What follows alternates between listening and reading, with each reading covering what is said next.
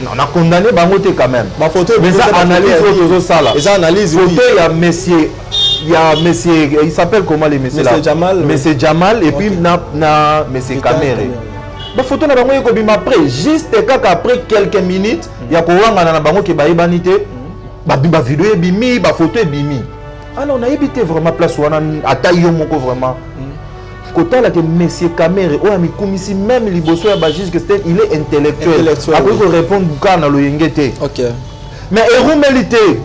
ba tuni motuno yebi non na yebi yete. Oh. Ba wanga ni bango mbale. Alors on a un moment où tous les gens ont image na ye. Nathalie image est que professionnel na makambango, image est un montage te pour bango ko c'est là montage makamna king. Montage donc montage yango elika king. Mais c'est caméra telemi wana bazali mundele moko na monsieur Jamal na jeune wana na yebite sokaza mwana nani. Et puis na sima photo ya Amida na ye nani monsieur Kamere. Oui. La photo ya mariage tolo. Voilà, il ngola ça ki ayambaki bango na ndako topé na bureau esika o ya tchaki photo wana. Maintenant comment bakoki kokoma na niveau bamiwangana alors eza baby moko ya mabe ngai na condamné Kamere te mais omona na ka osuka mabe puisque na kotala boye ngai vraiment soko kangi na likambo naza innocent moko bolo bimisa nga ata na sala ki 20 jours bo mona présence physique nanga bobi que non il est innocent mais Kamere aza lésité la santé à Kamere avant à côté prison na avant bima oui c'est vrai c'est si comme santé mais moto aza innocent na likambo za kana sengo puisque aza na ba preuve mais comment Kamere na kotala do na yebite la ndela lobi tango bazo ko laksa ba image na bango na kotala boza ka lésité mais na lobi ndeko mongo na kati ya parquet eza moi rigolo mo basala ndeko mongo na parquet azaki muyibi bakangi asali 8 ans de prison mais bakatela ke 10 ans batuni na moto abimisi alobi soki obimi libando osala nini alobi non directement na ko changer na la politique car là-bas le vol est légal. Abonnez-vous massivement sur votre chaîne CHD TV.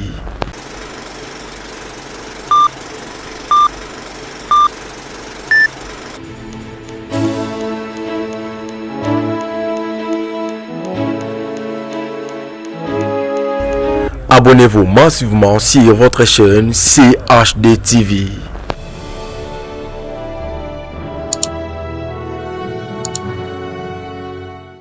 Bonjour, bonsoir, Bandeko Balandia, CHD TV, chaîne où la cabine d'information, il y a bien, il y a solo, il y a vrai, et puis vérifiable. Voilà, c'est toujours moi, votre humble serviteur, Chris Louis, si elle vibre à la force tranquille, Shiva Piano Vassano. Les lots qui sont sur le terrain pour la Kosola, na moko ya ba analyste politique, na komo ya Mike Tubanza, na po Italie, premier procès, il y a monsieur Vital Kamere, au Azara qui déjà arrêté.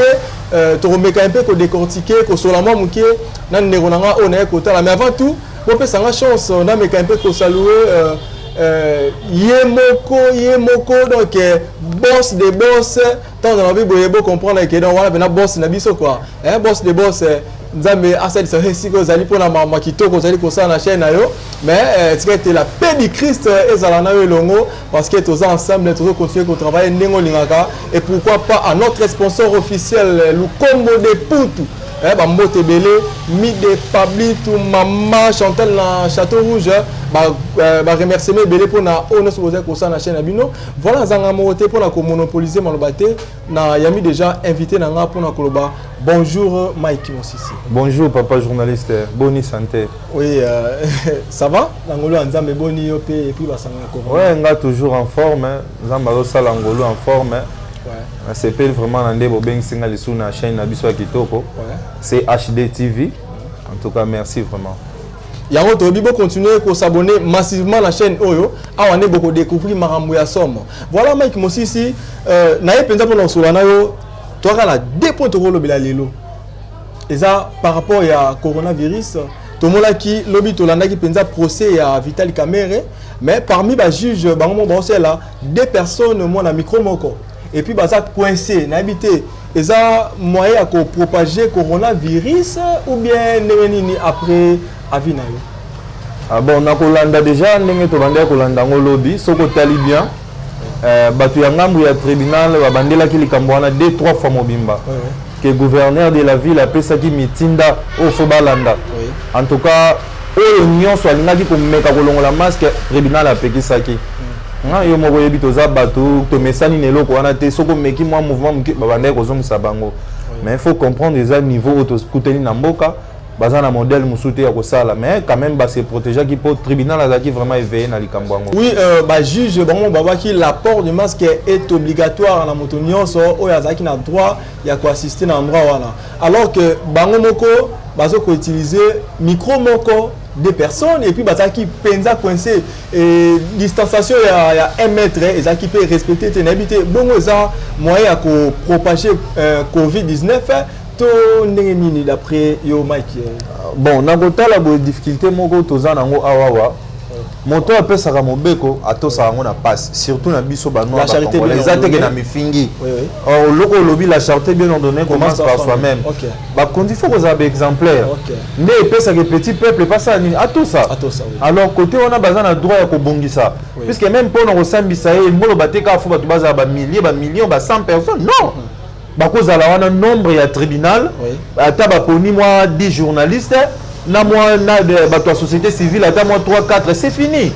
tozotala yango déjà na télévision ntina nini bazala ebele comme ça soki baza moke na nombre moi ata ya 25 personnes baoyeba ndeni ya komibatela enfin que maladi wana ekende munene te parce que tozokima mpenza maladi wana épidémie wana eza mpenza makasi oyo na meki déjà peut informer na bandeko qu'il y a quelques experts chinoises au baye déjà lelo na ville province ya Kinshasa RDC mora na biso penza eloko makasi pour na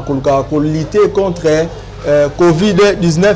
na ndingisa ya tata mokonzi ekolo Félix Antoine Tshisekedi Fati Béton donc et ça déjà information au bandeko bazui donc tout ça déjà ba chinois awa pour na combattre pandémie wana ya Covid-19 alors Mike mo sisi to meka un peu koso na siko par rapport à sujet na biso to va na maintenant qu'est-ce que nous penza ici magité entre Monsieur Jamal Newala na Vital Kamerhe parce que na ko samba bango déjà tout le monde qui bango mi balé ba yebanité Monsieur Vital Kamerhe oyebi Monsieur Jamal Sami Jamal na yebi été Monsieur Jamal oyebi Vital Kamerhe non la tira jamais comme on non plus jamais tu éviter ce que eloko wana qu'est-ce qui se passe na kati eza lokuta eza Tony Monsieur Mike eta qui analyste ndeko Chris eloko ngana koloba omoni nyonso oye banda malamu esuka malamu OK les débits na bango déjà ezaki mabe nde yango ememi bango tina procès mabe pe ebanda eloko ya koloka pasi ya nini début net ya nini c'est-à-dire début avant même bakanga bango avant même bazala soupçonné ozomona puisque lelo to lo baboy ba photo bimi pourquoi ba photo bimi c'est parce que babande déjà ko traiter makamna bango avant on a condamné bango te quand même ma photo mais ça analyse autour sala et ça analyse photo il y a monsieur il s'appelle comment les messieurs là monsieur Jamal et puis na monsieur Kamerhe ba photo na bango yeko bima après juste kaka après quelques minutes ya ko wanga na bango ke ba ibanité ba vidéo ebimi ba photo ebimi alors na ebité vraiment place wana ata yo moko vraiment kotala que monsieur Kamerhe o ami komisi même liboso ya ba juge que il est intellectuel après ko répondre kana lo yengete OK mais erumelité ba tuni motuno yebi non na yebi yete oh ba wanga ni bango mbale alors na moment où tozolo babenga naza na image na ye natali image eta que professionnel na makambo ngo image eza montage te po bango moko sela ka montage makambo na kini montage donc montage ngo yelika kini mais c'est caméra telemi wana bazali mundele moko na monsieur Jamal na jeune wana na yebite soka mwana nani et puis na sima photo ya Amida na ye nani monsieur Kamerhe la photo ya mariage to voilà il ngola kisaki ayamba ki bango na ndako tope na bureau esika oyo ya tchaki photo wana maintenant comment bakoki kokoma na niveau bamiwangana alors eza débit moko ya mabe ngai na condamné Kamerhe te mais ezomona na kia osuka mabe puisque na kotala boye ngai vraiment soko kangi nga na likambo naza innocent moko boko bimisanga ata na salaki 20 jours bo mona présence physique nanga bobi que non il est innocent mais Kamerhe aza l'hésité la santé à Kamerhe avant à côté de prison na avant bima oui c'est vrai c'est si comme ça na té mais moto aza innocent na likambo za kana sengo puisque aza na ba preuve mais comment Kamerhe na kotala bo na yebite la ndela lobi tang bazo ko laksa ba image na bango na kotala bo aza ka l'hésité caméra mikumisi aza mutu ya mayele mais mutu ya mayele et puis na sepela qui na ilobamo comme ces caméras alobaki la justice et la vérité règnent ensemble. Cela veut dire oh ya alobaki yango ndeza vraiment vraie vérité to lobamo. Bon, jusque là aza présumé innocent. OK. Aza présumé innocent. Na condamné était puisque lobby pa ko lobalika musu bombe bimi awawa azalaki caméra mais bakomi ebele ndenge d'ailleurs toyoki abandi kotanga soki 9 personnes. Oui. Alors justice a osa musa na ngazo ke malembe mais problème ezali. OK. Monsieur caméra buzoba ezali déjà na kati ya dossier oyo okita o mata puisque na kotala boye DG ya Safricas na ya ba o musu bakangaki bazali bandati. OK. Po bazala libanda na oyo mususu ya Raubang pour bazala libanda ça pourquoi ba dévoiler qui ba secret mususu justice peut dire que non bato baza ba innocent mais poursuite ya likambo esa nini ezali alors monsieur caméra et ndesi ba secret nini o bango ba dévoiler qui mais mutu ya Africa wana mundele wana Black Nay wana. OK. Alobi ke ngai naza mutu ya musala. Oui. Eza lokwa yo bengisi ngai ndeko Chris na ya na chantier na yo nga naza technicien to PDG na société wana. Misole ko uta et que tu n'as pas na yo mais est-ce que yebi que ceux qui ngana lobino que fona tonga ndako wana senga $100,000 yo pe lisusu oluke lia na $100,000 est-ce que ça sir ndako wana ko sila malamu atango ko sila malamu te moto atindela ba mbongo po yo tongisa ndako wana tango ko tungisa yo ko koma baba alors na moment na soka moninga nani pardon technicien oui na ko bane que non mais monsieur nazo ko kate po mbongo esa nini sil nde luke loko yo ba congolais ba fongoli mi sous pression naza si Rolanda ki lobi na tribunal très bien pression ya ba congolais nde sali ke likambo ebima na poisa alors pour na ngai ezali kambo moko ya ko bomba te monsieur caméra okita o mata selon ndenge nga na omondela naza ndoki ya vie na yo te mais selon ndenge nga na zo mondela pour faut parce que analyse libre tout ça la droit puis la vérité yango tout ça pe la démocratie vérité yango wana mais c'est caméra ba bêtise we ucho le kana tango ya kala suna makanisa no bokanisa ke continuer oh congolais s'il vous plaît net ba bêtise nini le kana tango ya kala mais na lobi ndeko mo boye na kati ya parquet eza mo rigolo mo basala ndeko mo na parquet azaki muyibi bakangi asali 8 ans de prison mais bakatela ke 10 ans batuni na muto abimisi alobi soki obimi libando osala nini alobi non directement na ko changer na na politique car là-bas le vol est légal. OK. Toye biango tozana bande comme tout ko bando tanga bazala ba député provincial mais bazala mbongo ebele mon frère toyebi bilanga na été toyebi dépôt na été toyebi ba biloko ya sala kate mbongo wala ekendaka wapi donc muto akoma riche na Congo ici fait azalaka pembeni ya kingandi mais ces derniers temps congolais a fongoli misu na sepeli pe ya passa na saluer sous bandeko ya Onatra ya SCTP ex Onatra bazu courage wana ya ko bimisa ba vérité o bomba maki en tout cas balandela bango to ko yeba vérité nani aza sima ya liwa ya Onatra place oza bana ya ba orphelin ba Onatra bazonyo kama romona déjà yo déjà ils appellent moi quoi ba parenthèse au tiko fongola siko tika to meka pe ko tia moi li dodo ya mai place voilà ba vérité nini et puis nani aza sima ya Onatra ya mort ya Onatra ndenge mais c'est mai ko tiko loba ndeko Onatra tango esalami ngai na age na ngai na mbula na nga ona zalaki te. OK. Mais quand même na koli pe na mbongo ya Onatra ezate ka pona za mwana Onatra na loba mais na lobi yango eta que congolais analyste politique j'ai aussi mes droits puisque c'est entreprise publique. Oui. Onatra a géré depuis tant mundela zali ba belge bazalaki. Oui. Et ko koma na moment moko bandeko ba uti ko le kana gouvernement na mo kontina bango wana ba comité na niveau ya kolwana on a Joseph Kabila qui tati na mutu ase na bourgmestre donc on a lobby ensemble ya bato yo ba uti ko kamba mboka bo commission Onatra eloko ya kosakanela bozu SCTP le changement comme non SCTP kalezaki office national de transport donc tant ezaki kala office national de transport yende na ko gérer Transco mais au Transco ba gérer ngona nani au mon état économique nyonso wana pona nini bazo komona Onatra est incapable bazuye ba yele première sous-traitance deuxième sous-traitance Onatra azozwa pourcentage ya muke azozwa plus de 80%. Papa Onatra ozaki gérer depuis même avant ba bazwa pouvoir lelo tala ba conséquences Paul Waneza ya Ledia na Matadi qui est derrière Ledia Ledia c'est qui Ledia c'est citoyen en kati mboka. Pourquoi Ledia ko koma na niveau entreprise publique a bois kisi yango et puis ayeka na kati ya lupango entreprise publique a tongi ya port ba masuwa on fait tellement na Onatra comme ko tellement na privé on moka modèle nini OK na boma même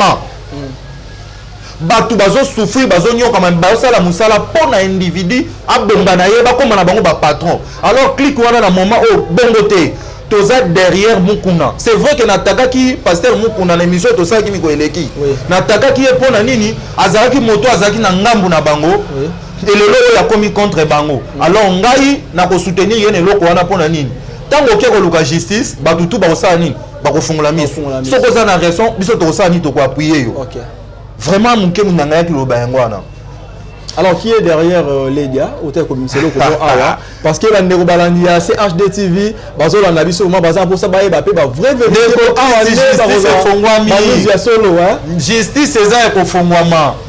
tango yozo tanga kombo foko za na ba preuve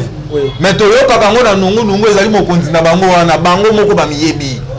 yo yebit Ledia coopérera nani Ledia kombo le bando tanga ma awa wana fayulu te mais tisekedi te na nani te Ledia coopérera nani tenio basoda balataka c'est Ledia. Ledia simana nani pour Ledia au moins temps Ledia déjà suit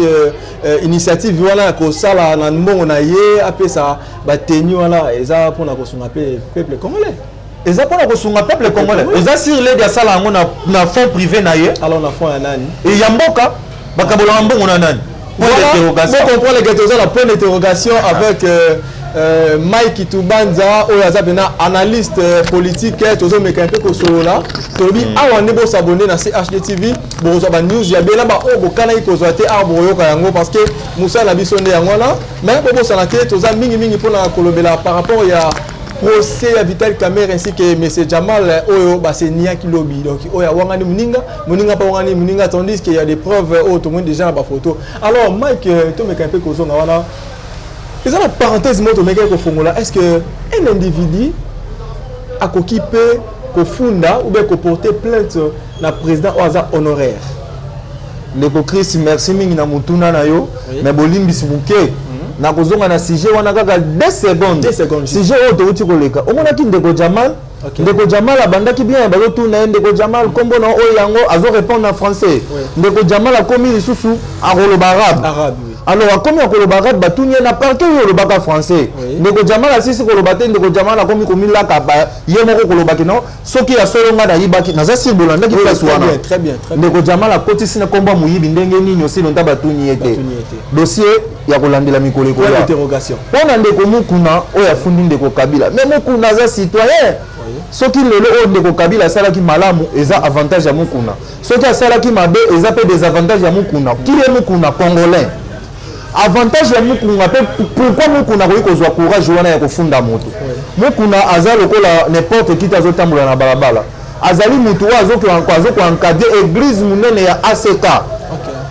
eza na combien de personnes na yebite yo yebi totambolaka na ville ya Kinshasa awa presque na commune nyonso kokuta ACK c'est-à-dire azali mutu azokamba aza leader des opinions azokamba eloko moko ya munene mais ntango amoni mpe mbilinga mbinga bino bozofongola misu te aza mpe na droit kofongola misu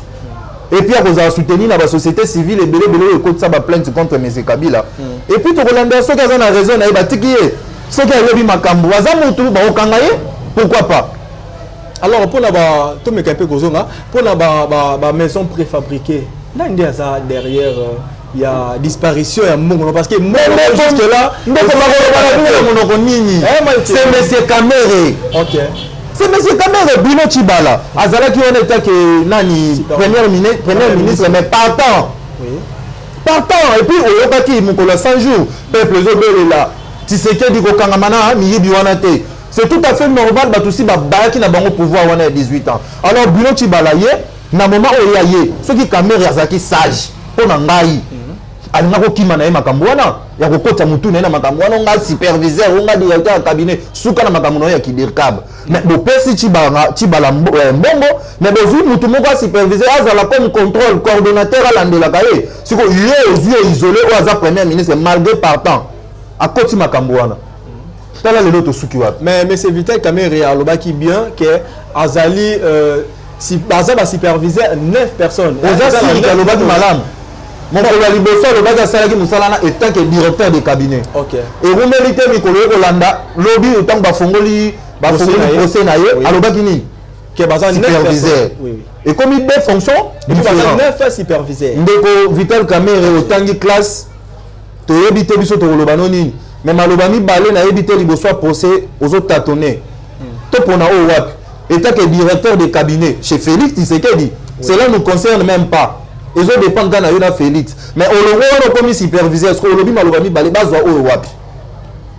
ceux qui congolais lobi balingaka bino te ceux qui congolais tomboki tozalaka patiente pasi l'équipe biso nzela ya kisensu 2 millions ya pamba oh compagnie wana ya boza pe na cadre ya son vraiment son itende ko Thomas Luaka yaka ko loba makambo na émission soki ngala lobi mabe le cas émission o ya CHD TV ba ko yamba yo 2 millions ya pamba ba rabu wana ba yaki ana nzela kisensu babongisa kisensu basengi 2 millions po balongola ba poto ba place ba kobuka bandaka bato bazongisela bango mbongo. Papa, l'état n'a pas besoin de faire que l'autre n'a pas besoin de mort, d'érosion, macambonné n'a pas besoin de makuna, insécurité pour tout le bâti. Maintenant, il y a 48 millions, papa. Congo est un nani. Alors 48 millions, on a ékeyi wapi. Mais il y a wapi, yo qui te surveille son bindaku. Ah bon, papa, tous ces journalistes, surveille son bindaku. Makamboza ko yinda pena na. JB a fêté dans 1 million à Pamba. De Kolanda bien. JB 1 million à Pamba a fêté. Nani a bien monté dans la ville à Kinshasa. Mais moi na Souraya azala ni DG na société moko quelconque moi na wana Souraya to yebi ata na pompe essence te to yebi ata na dépôt farine te mais Souraya comme na niveau aka sombi ndako et puis ndako nga sombi ngo na monga fula te asombi na kimbavili te na kimbateke te aka somba na ngalema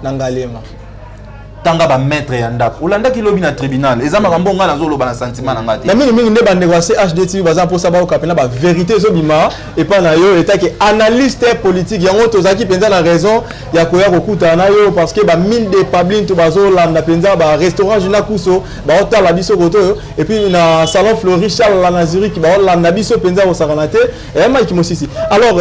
mbongo wana eke wapi papa li benga na kati ya poche ya moto omonta to tamboka na nzela millionnaire na milliardaire okoyeba ete pauvre po koyeba ete ndeti biso babola teti totangi classe te lelo po tosala ba analyse o mayele eza na mututi mais tozokemba mais nakokemba na kaka na koti zandu naza na pink petit nanga moko shayer alatisinga mpe makasi na ye mpe be ministre abangi mbongo ekokende wapi baza na lolenge ebele bakoma kobombela mbongo bakoma kobomba mbongo na ba oyo nini na ba tombe na ba cave na ba lolenge belé tellement batimbeli ba on a modèle wana ba komi ko somba ba bien mais indirectement bo utai ko mona ndeko azo sakana na mbongo balakisa gena bosolo na politique ndeko azo sakana na mbongo eleki mwana na mulai papa yo ye ndeko c'est ba brique tala na nous $100,000 à pamba na za si repéser na ngai ko zala mais yo koma na niveau pimbongo na mona kina ba héros etelemi koleka mwana mpona kosakana na biso kofinga biso babizengi na bandeko na nga bacongolais tozala prudent 2023 ekokoka tokanaka bango mais toza facile bozomesana kosakana na biso mpo toyebi ndenge basombaka Thomson te tosombaka Thomson na biso ya moke toliaka mais bocontinue na comportement oyo ekokóma na ngonga moko elobi nango ndeko Daniel Safu ekopete toyebi bisika bolalaka bisika bovandaka tellement boyebi biso ke toza faible peuple boye na kwanga na bino boye na Thomson na bino bokosi biso soki boke kuna bobosani kombo majorité bimi onga naza boye bakosimbanga te ba humilité na bino ebimi mais un jour nazoloba na bino état que congolais lokola bino tokosuka na bino musika tofongoleli bino miso ba congolais baza penza ya kolamuka ya kosakana te y compris biso nyonso toza penza mobiliser pona kolandela o nyonso ezoleka na kati ya RDC République démocratique du Congo donc biso nyonso sima ya bato nyonso baosala makambo ya malamu. Comprenez qu'on est presque à la fin de notre émission mais on a profité na signaler sous na boss des boss que la paix du Christ ezala na yo toza elongo boss des boss nzambe asima motema na siko zali donc biso tozo continuer mon cordon trésor bazola misala kitoko ndeko Mike Mililo bana ya suka et que kozala nini penza pona premier procès ya Vital Kamerhe siko ndeko cameraman azwanga na malamu totala na ngana ye oui ndeko Kamerhe ngai ndeko Mike je suis pas contre toi oza yaya oza papa ngana za jeune il faut toujours d'exemple na bino si c'est vrai oza innocent la ki sabiso o la sabiso na ndako te na téléphone te na réseaux sociaux te samba longa soki eza na bato basali ba magui kombo no ndeza sali la ki sabiso o la sabiso lolenge nini kaka liboso ya justice toza contre yo te mais toza na méchant ya koyoka kombo ya ba millions o fallait za na libenge ya congolais ba futa ye ba futa ba nouvelle unité mais mbongo wana ezobunga boye dossier à suivre